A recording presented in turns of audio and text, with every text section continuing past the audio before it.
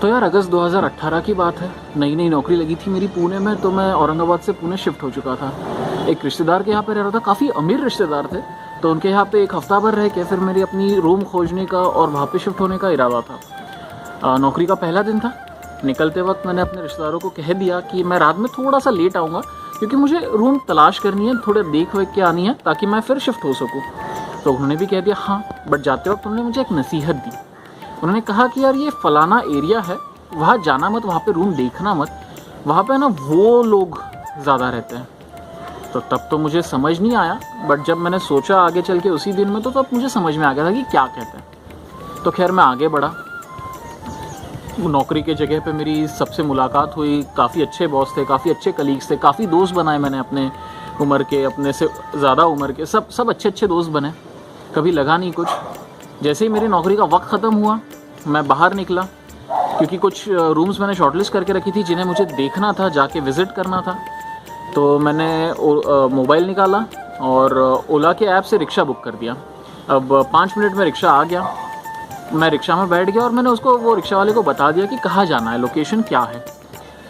मैं बैठ गया तो उस वक्त हुआ यूँ कि मेरी ब्रोकर लोगों से काफ़ी बात चल रही थी कि मैं अभी आ रहा हूँ, तो मुझे 4-5 ऑप्शंस दिखा देना, ताकि मुझे वापस ना आना पड़े। तो मेरी ये फ़ोन पे जो बातें चल रही थी रिक्शा में बैठ के, वो रिक्शा वाले ने सुन ली। वो पीछे मुड़ा और मुझे उसने कहा कि यार क्या तुम रूम ढूंढ रहे हो रहने के लिए? मैं बोला हाँ। तो बोले चलो ना यार, वो फ़लाना एरिया में जाते हैं, वहाँ पे मेरे भाई की रूम है, 5,000 में काफ़ी अच्छी दे दूंगा तुमको, 1 BHK पूरा अच्छा फर्निश फ्लैट आपको दे दूंगा, अपने लोग हैं सारे वहाँ पे। मैं उस वक्त समझा नहीं अपने लोग का क्या मतलब था, बट फिर मुझे रियलाइज़ हुआ कि तब मेरी दाढ़ी काफ़ी लंबी थी और मूछें काफ़ी छोटी थी। तो मैंने रिक्शा वाले से तो कुछ कहा नहीं उस वक्त, बट ये बात मुझे काफ़ी खटक रही थी। मैंने उसे कहा था कि मुझे फिनिक्स मॉल के यहाँ पे ड्रॉप कर देना। तो मैंने फिनिक्स मॉल के सामने, उसने रिक्शा रोकी, मैं उतरा, उसको पैसे वैसे दिए, वो निकल गया। वहाँ से एक छोटा सा बच्चा आ रहा था, तकरीबन 6-7 साल की उम्र होगी, और उसे कुछ समझ नहीं आ रहा था, बस हाथ में कुछ चीज़ें लेके आ रहा था। स्वतंत्रता दिन आ रहा था, तो काफ़ी सारे तिरंगे वो बेचने के लिए आ रहा था। तो वो मेरे पास आया, कहता है भैया एक फ़्लैग ले लो, एक फ़्लैग ले लो, काफ़ी अच्छा है ये वो। मैंने उसे कहा कि हाँ भाई मैं ले लेता हूँ, पहले तू मुझे एक बात बता, तू कौन है? तू हम लोगों में से या तुम उन लोगों में से है? उसने कहा यार भैया मुझे तो नहीं समझ में आ रहा है।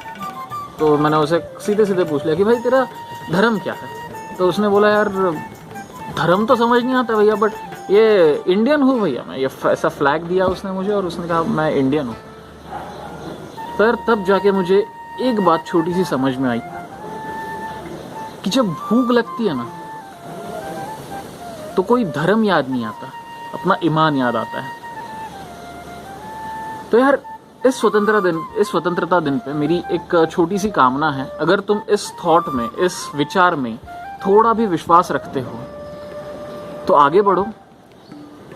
और ये जो भेदभाव हम करते हैं हर बारी, फिर वो चाहे अगले और पिछड़े का हो, इस धर्म इस जात का हो, गरीब और श्रीमंत में हो, वो थोड़ा सा एक बार करना छोड़ दो और एक इंसान को आगे बढ़ के यही चीज़ सिखाओ।